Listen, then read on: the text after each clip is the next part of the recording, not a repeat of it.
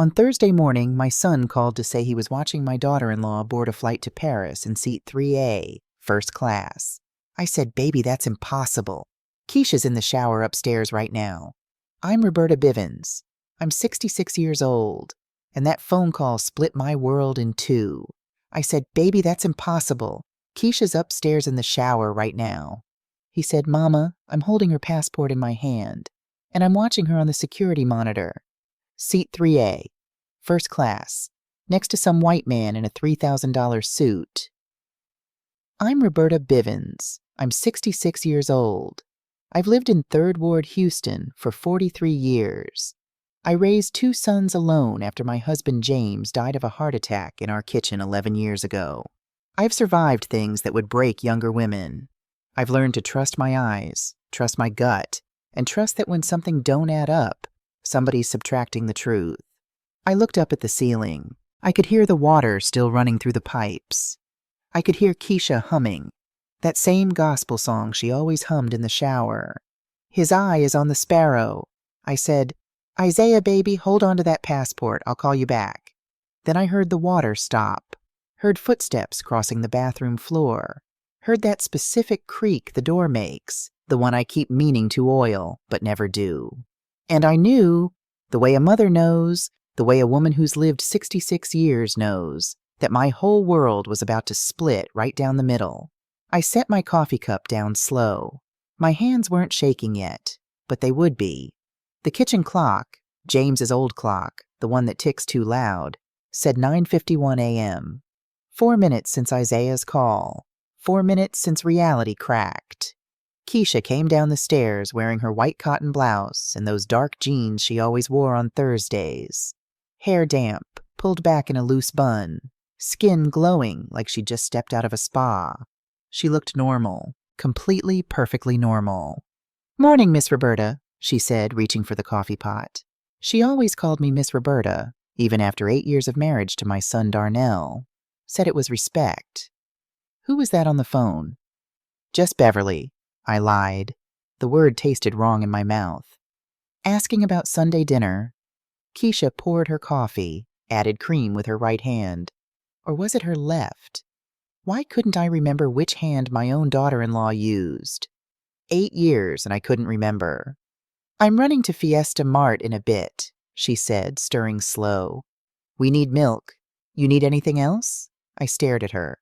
This woman who'd been living under my roof for 8 years, who I'd welcomed like my own daughter, who mothered my grandbaby Amara, who sat in James's chair at Sunday dinners and made me laugh with stories about her nursing shifts at Ben Taub Hospital. How do you look at someone's face and wonder if it's real? "No, baby," I managed. "Just milk." She smiled, that same sweet smile, grabbed her purse from the counter, called out back soon, and walked out my front door. I stood there in my kitchen, the kitchen where I'd made breakfast for my boys 1,000 times, where James and I used to slow dance when we thought nobody was watching, where I'd taught Amara to make cornbread from my grandmother's recipe. And I felt the ground shift under my feet. My son had no reason to lie to me. Isaiah worked for TSA. His whole job was seeing things other people missed, catching what didn't fit. And my daughter-in-law was standing right in front of me with wet hair and that same sweet smile. One person cannot be in 2 places at once. That's not how the world works. That's not how physics works. That's not how reality works. Unless it wasn't one person. I didn't sleep that night. Couldn't. I lay in the bed I'd shared with James for 35 years and stared at the ceiling, listening to the house settle, listening to Keisha, or whoever she was, moving around in the guest room down the hall. At 2:17 a.m., I got up, went to my kitchen, pulled out the old spiral notebook I used for grocery lists and James's medical appointments back when he was sick, flipped to a clean page. I wrote across the top, Thursday, March 14th, 2024, 9:47 a.m., Isaiah called. Keisha at airport. Keisha at home. Same time. How? Then I started documenting everything. I'd never paid attention before. Why would I? But that morning, I looked. Really looked. The grocery list stuck to the refrigerator with a Texas-shaped magnet. Neat, right-slanting letters. Every I dotted precisely. Every T crossed at the same height. The kind of handwriting teachers give gold stars for. The note on the counter about Amara's parent-teacher conference, written just yesterday. Messy, left slanting, letters cramped together like they were fighting for space. Different pressure on the pen, different rhythm entirely. I pulled both notes down, held them under the kitchen light, put them side by side. These weren't written by the same person. Couldn't be. I went through the house like a detective, found Amara's homework folder, found the family calendar, found shopping receipts with Keisha's signature at the bottom. The handwriting changed. Not every day, but often enough. Sometimes neat and controlled, sometimes rushed and sloppy, sometimes clearly right-handed, sometimes unmistakably left-handed. Then I found the note that broke my heart. Amara had written in the margin of her math homework, in her careful 8-year-old printing. Yesterday, Mama helped me, and her writing was so pretty. Today, Mama wrote with her other hand, and it came out ugly. A child noticed. My 8-year-old grandbaby saw what I'd been too trusting, or too tired to see. I added to my notebook. March 15th, handwriting different. Sometimes right hand, sometimes left. Amara noticed. Saturday morning, Keisha, the warm version, spent an hour on the floor with Amara, braiding her hair into perfect cornrows, the kind that takes skill and patience. Singing Lift Every Voice and Sing while she worked. They laughed together. She kissed Amara's forehead and called her, my sweet girl. I watched from the kitchen doorway, my heart warm. This was the Keisha I knew, the Keisha I loved. Monday evening, Amara spilled sweet tea at dinner. Just knocked the glass over. Accident. She's 8. Keisha, the cold version, snapped. Not loud, but sharp. Cold as March wind. Watch what you're doing. You're so clumsy. Amara's face crumpled. She apologized 3 times, near tears. And Keisha just stared at her with blank eyes.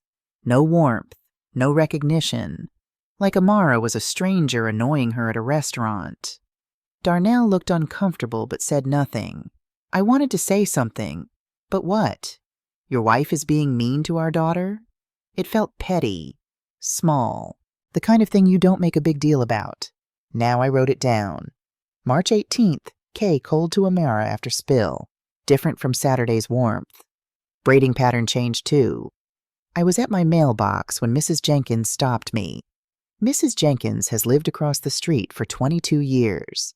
We've watched each other's children grow up. We've shared recipes and church programs and secrets. Roberta, is Keisha feeling all right? She asked, genuine concern in her voice. Why, you ask? Well, Monday morning she was out watering your azaleas, and when I waved, she came right over. We talked for 15 minutes about the church potluck. She was so warm, asked about my grandson Malcolm. Everything. Sweet as pie. Mrs. Jenkins shook her head. But this morning I saw her getting your mail, and I called out, "Good morning," and she just looked at me. Didn't wave, didn't smile. Walked straight back inside like I wasn't even there. I forced a smile. She's been stressed with work, you know. Double shifts at the hospital. Of course. Just seemed odd is all. Odd, yes. That's one word for it. Then Mr. Thompson at the corner store. The one where we buy our bread because James loved their jalapeno cheddar loaves, and I can't break the habit. Your daughter-in-law is an interesting one, he said while ringing up my groceries. How so? Sunday she came in, bought 2 loaves, thanked me like I'd given her a gift, talked about making French toast for your grandbaby. How excited the little one would be. He shook his head. This morning she came in, grabbed the bread, barely grunted. Didn't make eye contact once. Left without saying thank you.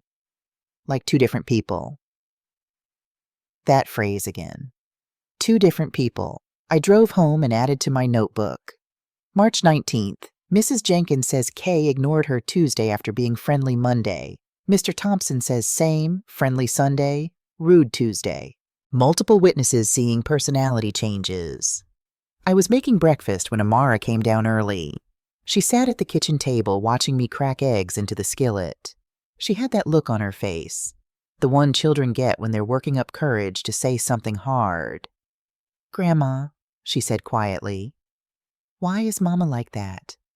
My hand stilled over the pan. Like what, baby? She twisted her fingers together, that anxious gesture she'd picked up recently. Different. Some days she hugs me so tight and sings to me and makes me feel so safe. Like Saturday when she did my hair. Her voice got smaller. But other days she acts like she doesn't even see me. She looks at me, but it's like she's looking through me. Like I'm not even there. I turned off the stove, knelt down to her level. Baby, maybe Mama's just tired sometimes. Adults have hard days. Amara shook her head. It's not tired, Grandma. It's different. Like, she struggled for the words. Like she's two people, out of the mouths of babes. I hugged her tight, felt her little heart beating against mine, felt the weight of what she was carrying, the confusion, the hurt, the not knowing. March 20th, I wrote later. Amara says K is two people. Child's intuition, sees what we miss. By the end of that first week, I had 12 pages of documentation. 12 pages of evidence that something was catastrophically wrong. But evidence of what? That my daughter-in-law had a split personality? That she was going through some kind of breakdown? Or something else? Something impossible. Saturday, March 23rd, arrived with the weight of a decision. I was going to follow her. The thought made me feel ridiculous. Like some character in a bad TV movie. Some paranoid old woman who didn't trust her own family. But the alternative, doing nothing, letting the questions eat me alive, was worse. Darnell left early for a site inspection. Kissed Amara goodbye while she was still half asleep in her pajamas. Amara had a birthday party at 10 a.m., Taylor Rodriguez's 9th birthday. All the third graders invited. I'll take Amara to the party, I told Keisha over breakfast. Kept my voice casual. You go ahead and run your errands. Keisha smiled. Warm today. Genuine. That's perfect, Miss Roberta. I need to hit Fiesta anyway. We're out of everything. Fiesta Mart. Right. I dropped Amara at Taylor's house at 9:53 a.m. Watched until she was safely inside. Heard the explosion of children's voices welcoming her. Then I drove back to my street and parked 3 houses down. I felt like a fool. Sitting in my own neighborhood, wearing sunglasses even though it was overcast. Wearing a headscarf I'd found in the back of my closet, like I was Lena Horne trying to avoid paparazzi. But I was committed now. At 10:17 a.m., Keisha emerged from my house. She was wearing a blue sundress I'd never seen before. Something expensive looking. Something that didn't come from Target or Marshall's where we usually shopped. She walked. Didn't take her car. That was the first wrong thing. Fiesta Mart was 2.3 miles away. Nobody walked to Fiesta. Not in Houston, not in March. I gave her 30 seconds, then followed on foot. She moved with purpose. No hesitation. She knew exactly where she was going. We passed Fiesta Mart. She didn't even slow down. My stomach clenched. Where was she going? The neighborhood changed. Houses got smaller, paint peeling. Chain link fences instead of the wooden ones in our area. Cars parked on lawns. This wasn't Third Ward proper anymore. This was the part of Third Ward that hadn't gentrified yet. The part that still looked like it did when I first moved to Houston in 1981. I hung back farther, ducked behind parked cars and utility poles. If anyone I knew saw me, I'd never live down the shame. Keisha turned onto Lyons Avenue, walked 3 blocks, stopped in front of a small weathered house, number 4237. The porch sagged. The paint was faded, maybe blue once, now just gray. The yard needed mowing. A metal chair sat rusted by the door. She knocked, waited. The door opened. I was too far away to see who answered, but Keisha said something, nodded, and disappeared inside. The door closed. I stood there on the sidewalk across the street, hidden behind a delivery van, and stared at that closed door. What was she doing in there? Who lived there? Why had she lied about Fiesta Mart? I checked my watch. 10:47 a.m. I waited. Minutes crawled. 10 minutes. 15. 20. The door stayed closed. No movement. No sound.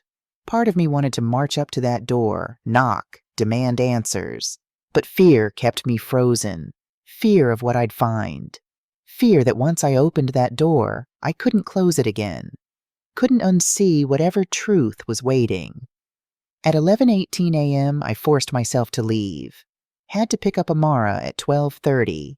Couldn't risk being late. Couldn't raise suspicion. I walked back through those unfamiliar streets, past houses I didn't recognize, feeling like a stranger in my own city. I turned onto my street at 11:37 a.m. and stopped dead. Through my kitchen window, I could see her, Keisha, standing at the counter chopping vegetables, wearing a white blouse, not the blue sundress, hair pulled back in a ponytail, not loose around her shoulders like it had been. I checked my watch again. 11:37 a.m. I'd followed her for 32 minutes. Watched her go into that house. Walked home for 20 minutes. There was no way she could have gotten back before me. No possible way. She'd have to have left the house immediately after I did. Run the whole way. Changed clothes in record time. Physics doesn't work like that. Time doesn't work like that. Reality doesn't work like that. Unless there were two of them. I couldn't go inside yet. Couldn't face her. Whoever she was. I sat in my car, hands shaking, and wrote in my notebook with a pen that barely worked because my hands were trembling so hard. Saturday, March 23rd, 11:37 a.m. Followed Kay to 4237 Lyons Avenue. She went inside, 10:47 a.m. I walked home. Kay was already in kitchen when I arrived. Different clothes, different hair. Impossible. Then, in capital letters, the thought I'd been avoiding for 2 weeks. I sat there for 5 minutes, got control of my breathing, wiped my face, forced myself to look normal. Then I went inside. Keisha looked up when I entered the kitchen. Her expression was different from this morning, colder, more distant. "Where did you go?" she asked. Not warm, almost suspicious. "Just a walk," I lied back. "Needed some air." She studied me for a long moment, then turned back to her chopping. "Amara's party ends at 12:30. Don't forget." "I know." I fled to my bedroom, locked the door, sat on the edge of the bed James and I had shared for 35 years. The bed where we'd laughed and fought and made love and made plans. The bed where I'd slept alone for 11 years since he died. And I let myself think it through. 2 people, identical people, taking turns living in my house. It was insane. People don't have identical twins running around living their lives for them. That's movie stuff. Fantasy. Impossible. But it was the only explanation that fit the facts. The handwriting, the personalities, the physical impossibility of being in 2 places at once. Amara's heartbreaking observation, like she's 2 people. Mrs. Jenkins and Mr. Thompson's confused comments about Keisha being friendly one day, cold the next. Isaiah's impossible phone call about Keisha at the airport while Keisha was in my shower. 2 people. I had to know who lived in that house. Had to know who was wearing my daughter-in-law's face. Had to know the truth, even if it destroyed everything. I waited 3 days. 3 days of pretending everything was normal. 3 days of watching Keisha, watching for which version showed up each morning. 3 days of writing in my notebook and planning my next move.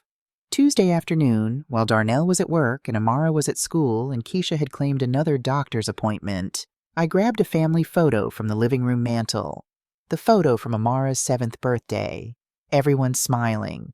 Darnell in his Sunday suit. Keisha in that yellow dress. Amara with her new bike. Me standing behind them all, hands on Darnell's shoulders. We looked happy. We looked like a family.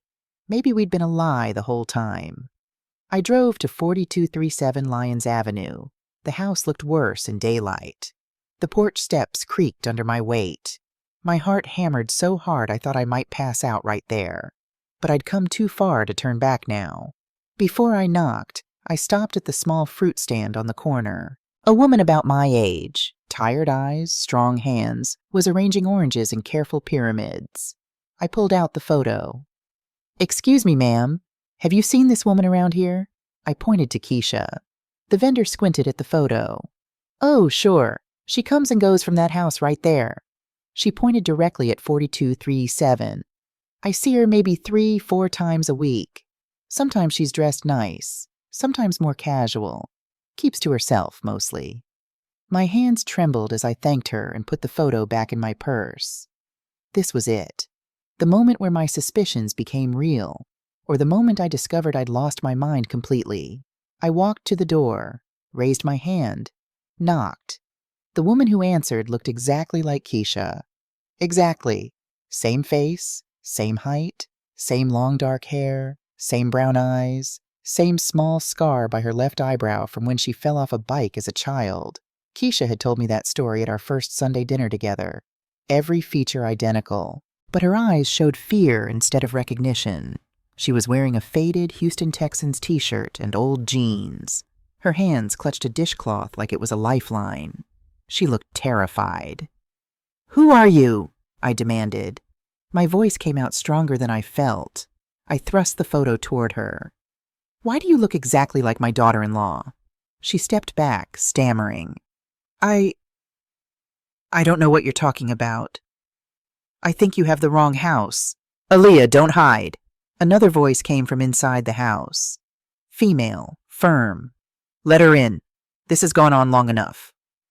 A younger woman appeared behind the frightened double, mid-30s, dark hair pulled back in a practical bun, tired but kind eyes. The look of someone who worked in social services. I'd seen that look before at the community center. "Mrs. Bivens, isn't it?" she said. "I've seen your picture. I'm Janet Williams, Aaliyah's roommate." She opened the door wider. "Please come in. You deserve to know the truth." I stepped inside that house on Lyons Avenue and entered a world I'd never imagined existed. The living room was small, sparse furniture, a couch with worn cushions, a coffee table with water rings, an old television with a crack in the corner. But it was clean, lived in, real. Medical bills were stacked on the side table. I could see the numbers even from where I stood. $847.63, $1,203.99, $956.44. All marked past due in red letters. An oxygen tank sat in the corner, tubes coiled neatly beside it. The woman with Keisha's face, Aaliyah, Janet had called her, sank into a chair. Her hands were shaking. "Please," Janet said, gesturing to the couch. "Sit down, Mrs. Bivens. This is going to take some time." I sat, but I didn't relax. Couldn't. "About a year ago," Janet began, her voice steady and professional, "Aaliyah was waiting for the bus on Almeda Road. It was late, around 10:30 p.m. She'd just finished her second shift at the Walmart on Old Spanish Trail." Aaliyah spoke for the first time. Her voice was soft, scared. Nothing like Keisha's confident tone. "I was so tired, my feet hurt. I just wanted to get home to Mama." She looked up at me. "Then this woman walked up to the bus stop, and we both just froze. Like looking in a mirror," Janet added. "She was wearing nice clothes," Aaliyah continued. "Designer purse, expensive shoes, everything I couldn't afford. And she had my face, my exact face. My chest felt tight." "What did you do?" We stared at each other for maybe 2 minutes. Neither of us said anything at first. Finally, she said, "This is impossible." And I said, "I know." "They exchanged phone numbers," Janet said. "Aaliyah came home and told me about it. I told her it was strange, that she should be careful." 2 weeks later, Aaliyah whispered, "She called me, said her name was Keisha, said she had a business proposition for me." My hands gripped the armrest. "What kind of proposition?" "She said she needed help with scheduling conflicts. That's what she called it. Scheduling conflicts." Aaliyah's voice broke. "She said she'd pay me $200 per visit, sometimes $300. All I had to do was go to an address, follow simple instructions, act normal. She'd text me when to come and when to leave.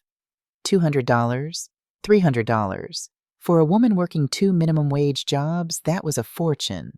"How often?" I asked. My voice sounded distant, like it belonged to someone else. "Twice a week at first, sometimes 3 times, for a whole year." Tears started down Aaliyah's face. "She gave me your address, gave me names, Miss Roberta, Darnell, Amara. She told me basic things, what you liked for breakfast, what time Amara went to school, simple stuff. She said nobody would even notice, Janet added quietly. I thought about all those Tuesdays and Thursdays over the past year, all those dinners, all those conversations, all those times I'd hugged my daughter-in-law and felt something was off but couldn't name it. How many of those times had it been this stranger, this desperate woman who needed money for her mother's medication? Why? The word came out harsh. Why would you agree to this? Aaliyah stood up, walked to a doorway at the back of the house. Mama, she called softly. You awake? A weak voice answered. I'm awake, baby. There's someone here who needs to understand. Aaliyah led me to a small bedroom. The woman in the bed was frail, maybe 70 years old, but looking older. The kind of aging that comes from a lifetime of hard work and insufficient medical care. Her breathing was labored. An oxygen tube ran under her nose. More medication bottles covered the nightstand. I counted them. 7 different prescriptions. I picked one up. Dorothy Washington. Insulin. 288 $7.99s. Insurance rejected. Mrs. Bivens, the old woman said. Her voice was weak but clear. I'm Dorothy Washington. I used to be a nurse at County General Hospital before I got sick. Your mother has severe diabetes and congestive heart failure, Janet explained. She needs 7 different medications. The total cost per month is $843. Aaliyah works 2 jobs, Walmart and overnight cleaning at the medical center. Even with both jobs, it's barely enough. Aaliyah sat on the edge of her mother's bed. When Keisha offered me that money, $200 per visit, sometimes $300, she covered her face with her hands. Mama needed her medicine.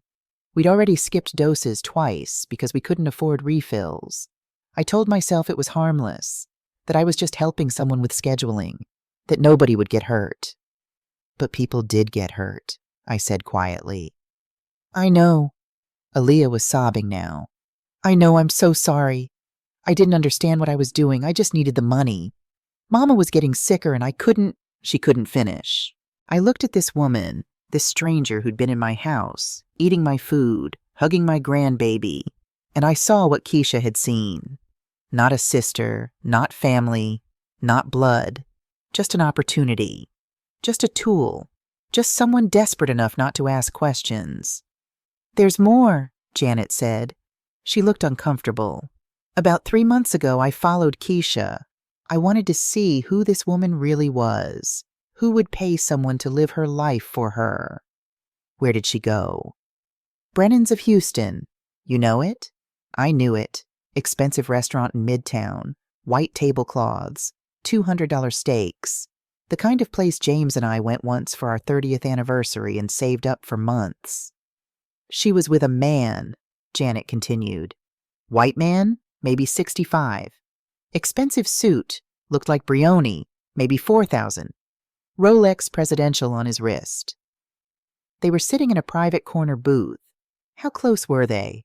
Very close. Intimate. His hand was on hers. She was laughing at everything he said. I got close enough to hear a name. Janet met my eyes. Preston Hayes. The name hit me like a fist to the stomach. Preston Hayes, the real estate developer. His face was on billboards all over Houston. Hayes Properties, building Houston's future. Luxury condos, high-end commercial developments, worth maybe $200 million according to the Business Journal.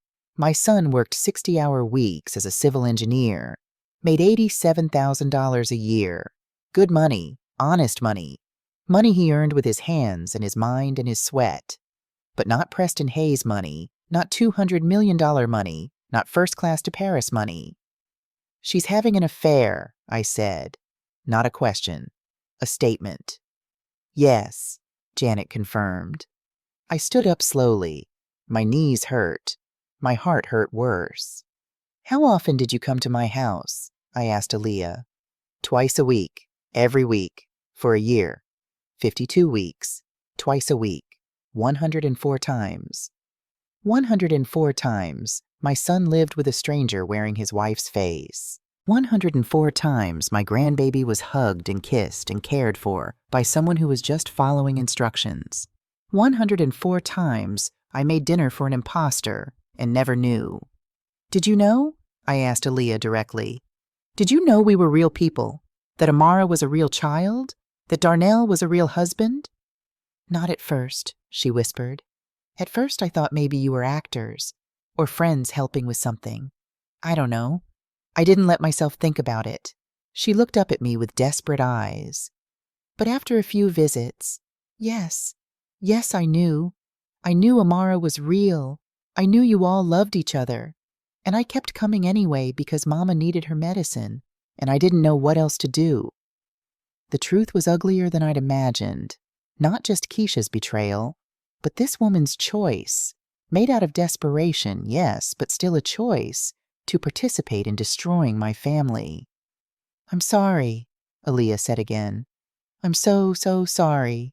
I looked at her, really looked at her, saw the poverty in this house, saw the medical bills, saw the mother dying slowly because they couldn't afford proper treatment, saw a woman who'd been backed into a corner and made the only choice she thought she had.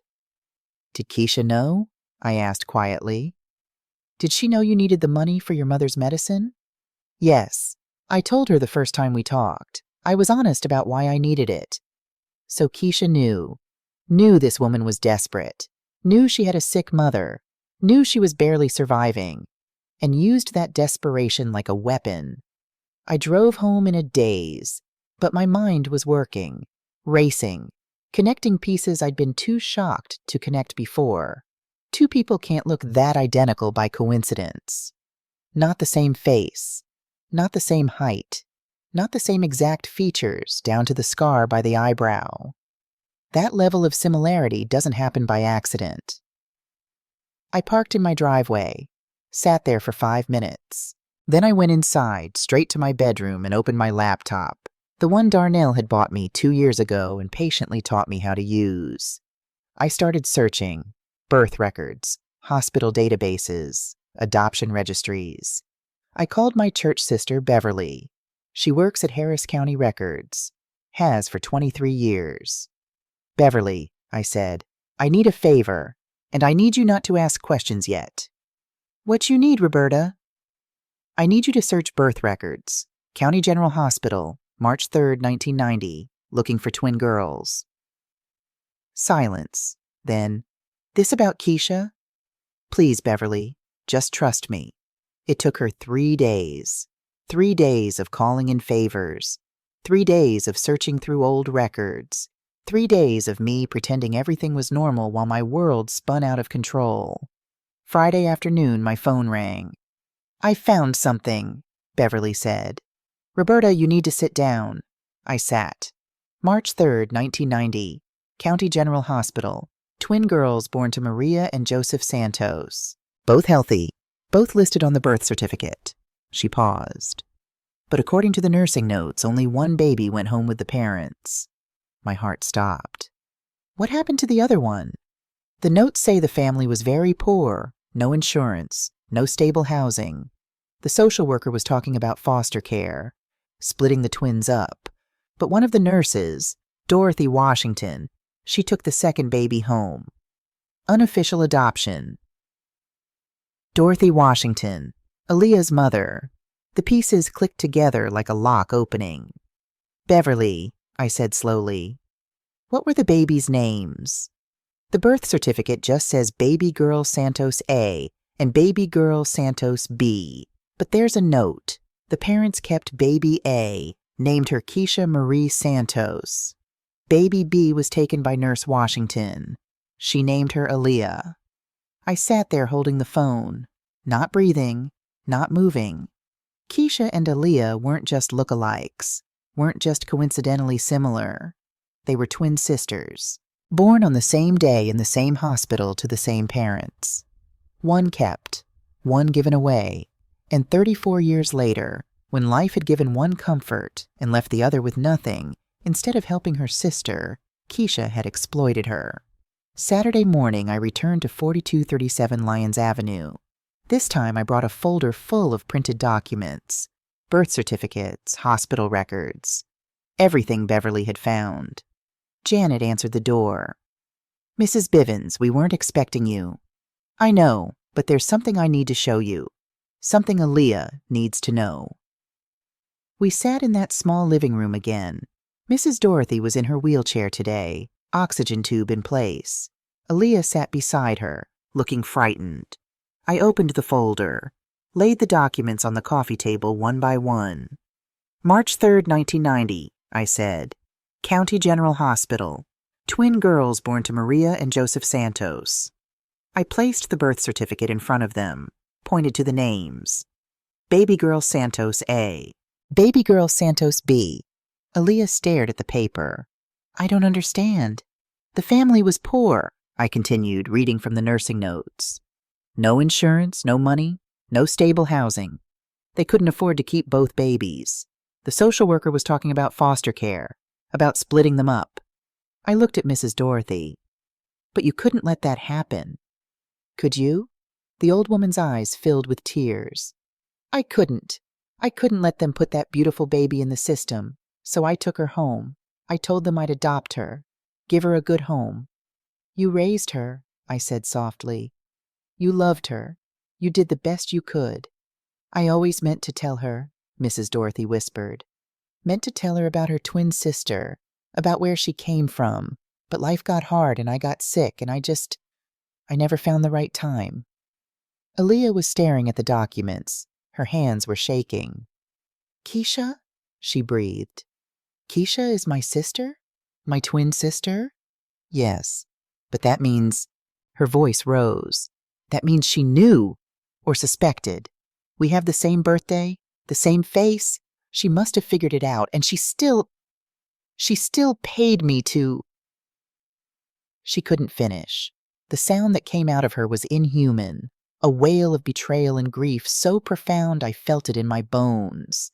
Janet wrapped her arms around Aaliyah while she collapsed into sobs.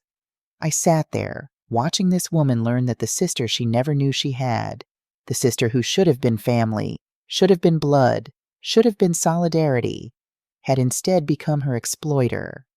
I thought about it on my drive home. 2 babies born on the same day, same DNA, same potential, same beginning, but such different lives. Keisha's path, kept by parents who struggled but tried. Grew up in Southeast Houston, got into Texas Southern University on a nursing scholarship. Met Darnell at a career fair in 2016. He was 27, starting to make good money as an engineer. She was 26, working at Ben Taub Hospital. They married in 2018, moved into my house temporarily to save for their own place. Had Amara in 2019, never left. Keisha got security, got middle-class comfort, got Sunday dinners and paid off car and health insurance and a daughter who had everything she needed. But somewhere along the way, she got bored. Good enough wasn't enough anymore. A good husband wasn't exciting. A stable life wasn't luxurious. So when she met Preston Hayes at some real estate gala where her hospital was fundraising, she saw her chance for more. Aaliyah's path, given up at birth, raised by Dorothy Washington, a nurse making $42,000 a year. They lived in 3rd Ward before it was trendy, before the coffee shops and galleries. When it was still struggling, Dorothy got sick in 2015. Diabetes, then heart failure. Had to quit nursing. Disability payments of $1,847 per month. Not enough. Aaliyah couldn't afford college. Worked 2 jobs. Walmart during the day. Cleaning crew at night. Still barely enough for rent and groceries and Dorothy's medications. When Keisha offered her $200 per visit, Aaliyah saw survival. Saw her mother getting her insulin on time. Saw not having to choose between medicine and electricity. She didn't see that she was betraying a family that looked like hers, that Amara had her eyes, that she was helping her own sister cheat on a man who deserved better. 2 sisters, same blood, same face, but one got choices, the other got survival. And when they finally met, instead of closing that gap, Keisha widened it, used it, profited from it. That night I sat at my kitchen table, The same table where I'd fed my boys breakfast before school for 20 years, where James and I had argued over finances and made up over coffee. And I made a plan. I couldn't just confront Keisha privately. She'd deny everything, twist the facts, make me look like a paranoid old woman seeing conspiracies. I couldn't tell Darnell first. He'd be too hurt, too angry. He'd confront her immediately, and she'd run straight to Preston Hayes' penthouse. We'd never get the truth. No, this had to be orchestrated perfectly. Everyone in one room, all the evidence laid out, no escape routes, no room for denial. I called Isaiah, told him everything. The body double, the twin sisters, the affair with Preston Hayes, the systematic deception. He was quiet for a long moment after I finished. "I'll kill her, Mama." "You'll do no such thing. You'll help me." "How?" "I need those passport photos you took. I need airport security footage if you can get it. I need flight manifests. I need dates and times that prove she was traveling while Aaliyah was at the house." "I have everything," he said. His voice was cold, controlled. "I photographed every page of that passport before I turned it in. I pulled the security footage. I knew something was wrong." "Good. Can you get Friday evening off 6 days from now?" "I'll be there." Then I returned to Lands Avenue, made my proposal to Aaliyah and Janet. "I need you both to come to a family dinner. Friday evening, 6 p.m. I need you to tell the truth. Everything. Every detail." Aaliyah looked terrified. "She's my sister. I've never had family, and now I'm going to destroy hers." "Baby girl," I said firmly, "you didn't destroy anything. She did. You're just going to shine a light on what's been hiding in the dark." "What if Darnell hates me? What if Amara will understand that you were used, that you were desperate, that you didn't know what you were doing until it was too late?" I took her hands. "And I'm going to help you. I promise. I'll pay your mama's medical bills. All of them. I'll help you find legitimate work. But I need this from you first." "Why?" Janet asked. "Why would you help her after what she did?" I looked at Aaliyah, really looked at her.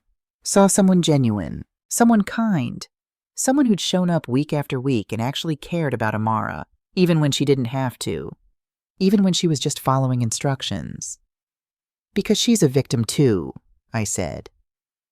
"And because family shouldn't exploit each other, even when they're desperate, even when they're struggling. Family should lift each other up." I stood to leave, turned back at the door. "And because I have a feeling that you, the real you, Aaliyah, might be exactly what my family needs to heal. But that's for later. For now, I need the truth to come out." "I'll do it," Aaliyah said quietly. "I'll tell them everything. For the next 6 days, I carried this burden alone. Watched Keisha move through my house. Watched her kiss Darnell goodbye in the mornings. Watched her read to Amara at night. Watched her play the perfect wife, the perfect mother. And I said nothing. Every morning I woke up at 5 a.m., made coffee, sat at my kitchen table, and planned Friday night down to the last detail. The menu: pot roast, Darnell's favorite, collard greens with ham hocks, mac and cheese, from James's mother's recipe, cornbread, peach cobbler, food that said family, food that said important occasion, food that would make everyone sit down and stay seated even when they wanted to run. The setting: formal dining room, good china, cloth napkins, candles, an atmosphere that said something is happening here tonight that matters. The timing: 6 p.m. sharp. After work, but before anyone could claim to be tired. Before Keisha could have plans with Preston.